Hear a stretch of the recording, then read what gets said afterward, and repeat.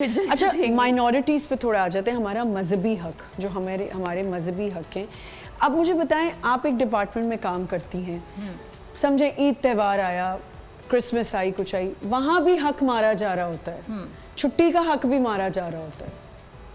اگر آپ registered organization کی بات کریں تو وہاں پہ چھٹی کا حق نہیں مارا جا سکتا, نہیں, because every thing is return governed. Everything is written. اصل میں کلوز ایسا ڈالنا چاہیے کہ آپ کی چھٹی ہے تو ہے بیکاز مائنورٹیز کے حق تو as per the constitution of Pakistan آپ کو الاؤڈ ہے, بالکل. اس کے علاوہ آپ کا دین تو سکھاتے ہی سکھاتے, لیکن لا آف دا کنٹری کے اندر یہ چیز موجود ہے, تو اس سے آپ ڈیویٹ نہیں کر سکتے. صحیح.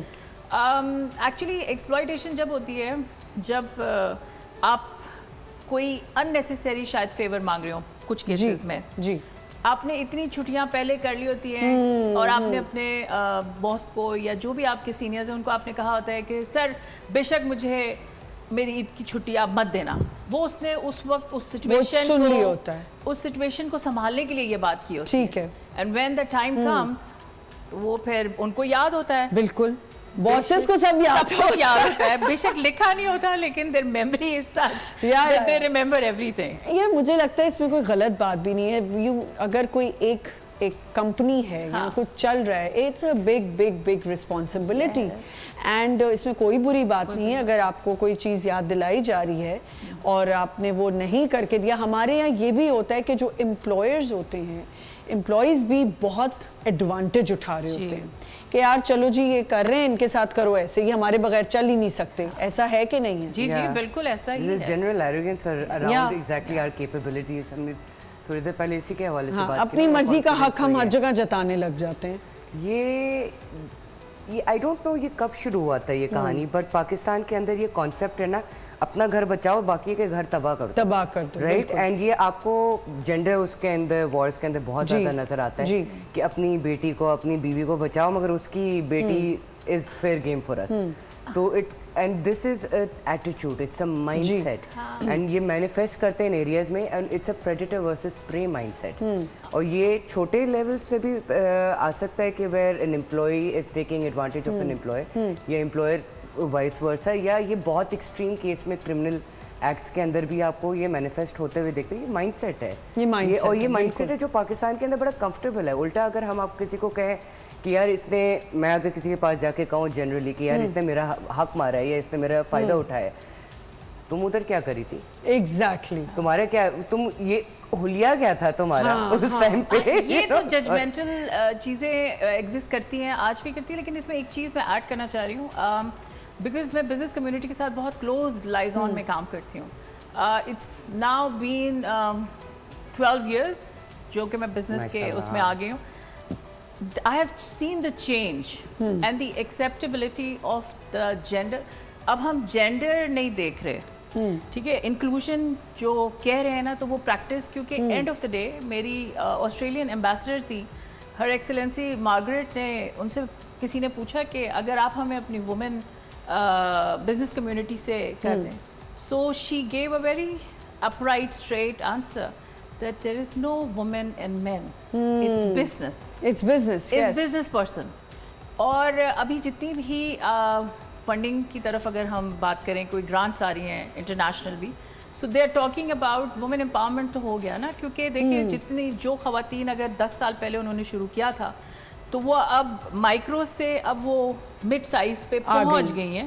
تو جب مڈ سائز پہ آپ پہنچ گئی ہیں تو آپ کے مسائل وہی ہیں جو کہ ایک مرد کے ہیں. بالکل بالکل. میں نے اسی پولیس آفیسر سے اپنے معاملات دیکھنے ہیں, اگر میرے سپلائر نے پرابلم کرنی ہے مجھے یا جو بھی مسئلہ ہے, میں نے اسی لائر کے ساتھ ڈسکس کرنا ہے. صحیح. تو مجھے صرف بولنا آنا چاہیے, طریقے سے بات کرنا آنی چاہیے. جیسے انہوں نے کہا نا کہ جب انہوں نے ڈیل کیا تو وہ پھر اس کے بعد سچویشن چینج ہو گئی. بالکل. تو جب ہم بات کرتے ہیں نا, there are different generations, X, Y, Z, millennials, Gen Zs, Gen Alpha. Everybody is talking about bringing a change, collaborations, synergies. But collaboration اور سینرجیز کے لیے نا اتنا بڑا دل کرنا, بہت بڑا دل چاہیے. بالکل بالکل. آپ کچھ ایڈ کرنا چاہیے. لیکن بعض اوقات یہ بھی ہوتا ہے کہ ہمیں اپنے رائٹ اور حق کا معلوم ہے, ٹھیک ہے, کہ ہمارے یہ حقوق ہیں, مگر بات ہوتی ہے بولنے کی. کہ بولنے کے لیے بھی جگر چاہیے ہوتا ہے. ہمارے دین میں بھی یہی کہا گیا ہے کہ حق کے لیے بولو, نہیں ملتا وہ ایک ادر سائڈ ایفیکٹ ہے کہ آپ کو ملتا کہ نہیں ملتا.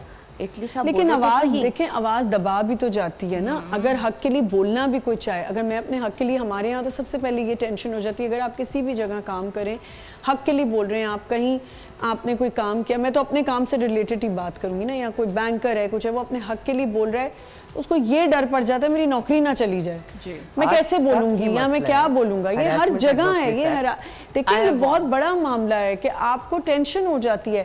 یہ باہر کنٹریز میں نہیں ہوتا. ایون وہاں کے لوگ جو ہیں, جب ہم ان سے بات کر رہے ہوتے ہیں کہ یار اپنے پیسے مانگتے ہوئے بھی ڈر لگ رہا ہے, تو کہتے ہیں کیوں, یہ کیسی بات کر دی تم نے کہ اپنے پیسوں کے لیے. اگر میں نے کسی پروڈکشن ہاؤس میں فون کیا کہ یار پلیز میرا چیک دے دیں پلیز, مطلب میں وہاں بھی پلیز پلیز کری ہوں, یہ میرا حق ہے, لیکن میں نہیں آواز اٹھا سکتی کہ مجھے یہ ڈر پڑ جائے گا کہ او نیکسٹ ٹائم شاید مجھے کام نہیں ملے گا, مجھے نہیں ہٹا دیں گے, مجھے اس لسٹ میں ڈال دیں گے, نہیں یار یہ تو تنگ کرتی ہیں, ان سے نہیں بات کرو. اب آپ کیوں ڈر رہی ہیں, کبھی ایسا سوچا ہے؟